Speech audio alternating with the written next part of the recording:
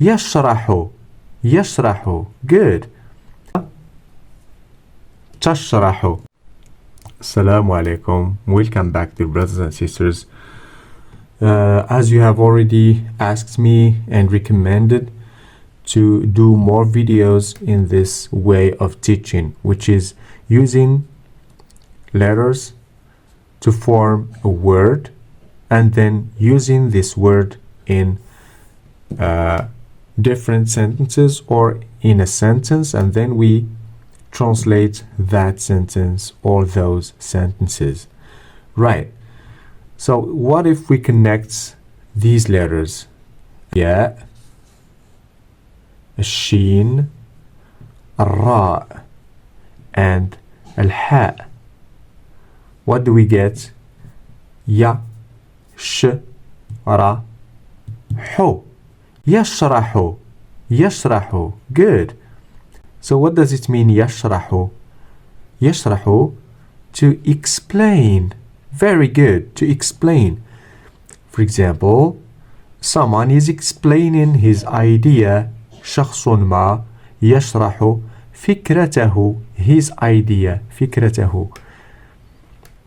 Okay, أنا أشرح فكرتي. I am explaining my idea. أنت تشرح فكرتك. You are explaining your idea. Okay, here we are going to write a simple example.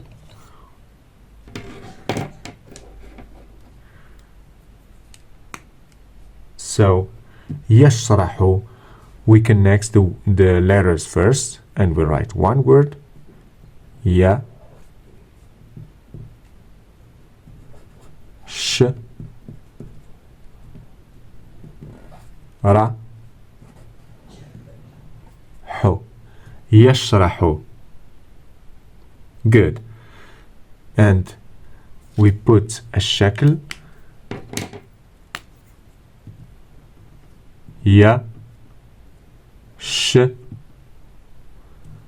را, حو. يشرح. But if we have a female, we don't say هي يشرح. هي, she. Okay, we say هي تشرح. تشرح with تاء. Right? يشرح تشرح. So we keep our first example. This is just for more explanation. And we write here the translation, which is to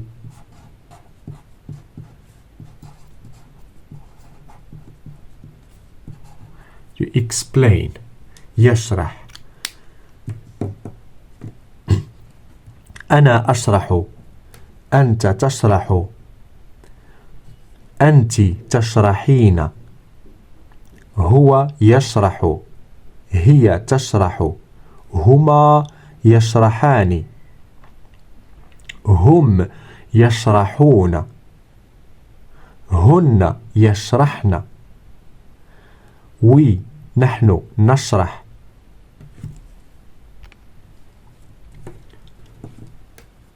you, أنتما تشرحان. you, أنتم تشرحون. you, أنتن تشرحن. Okay? Okay, let's go to our sentence. For instance, we want to say the teacher is explaining the lesson. Of course, in Arabic, we don't start with the subject, al-ustad, the teacher. We start with the verb, al-fi'l, which is يشرح. So we write يشرح.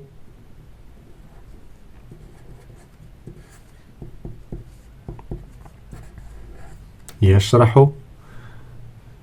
The teacher is الأستاذ.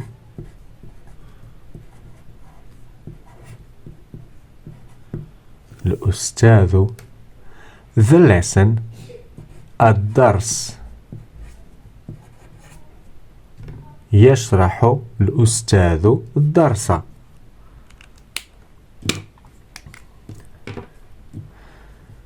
يشرح ال O ستاذ. Why do we put dhamma? Because this is the subject. Okay, for the subject always we write, so the subject in Arabic should always be written with dhamma at the end. So this is the subject. Okay, الدرس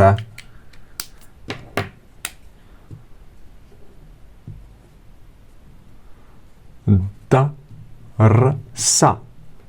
So this is مرفوع, it has dhamma, and this is mansoob, it has fatha as the end, because the criterion which shows us the grammatical function of a word is the last letter of the word. Okay, for example, this has dhamma, so it is marfu'.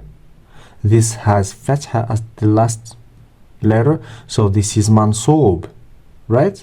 We don't look at the middle or the first, we look at the last. So this is mansoob, it has fatha. Why? Because it is an object, right? So always objects in Arabic should have fatha as the end. There are some special cases, of course, for this and this, but that's later. But this is the normal case, which is dhamma for the subjects and fatha for the objects, right? This is subjects. In Arabic we say al-fa'il.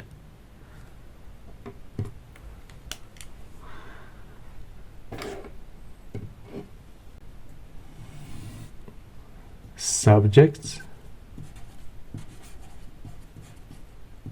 is al-fa'il,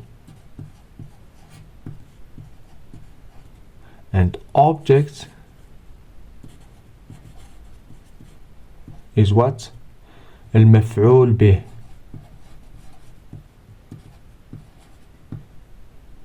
المفعول به, the objects. Of course, we are talking about the direct objects. Great. So يشرح الأستاذ الدرس. يأكل أحمد التفاحة.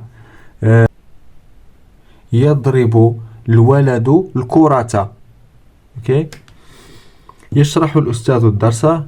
So we write the English translation for this. Of course, we start with the subjects, the teacher.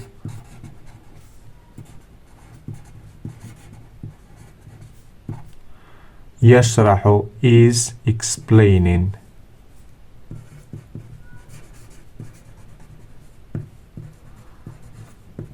الدرس the, so this is الألف and lam are in English the definite article.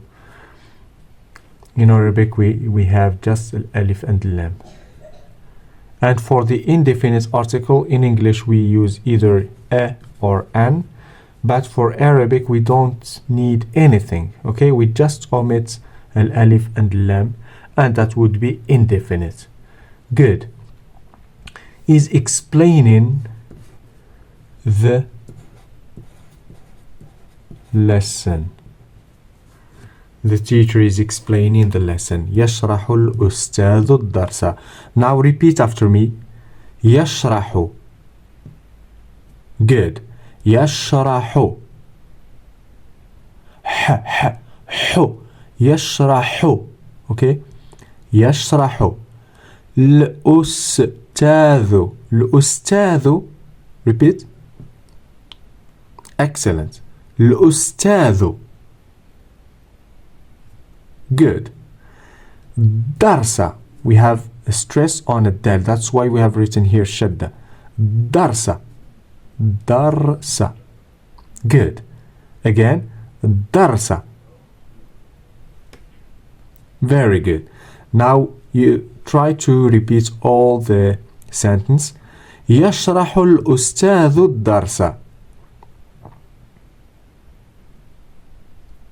Again. يشرح الأستاذ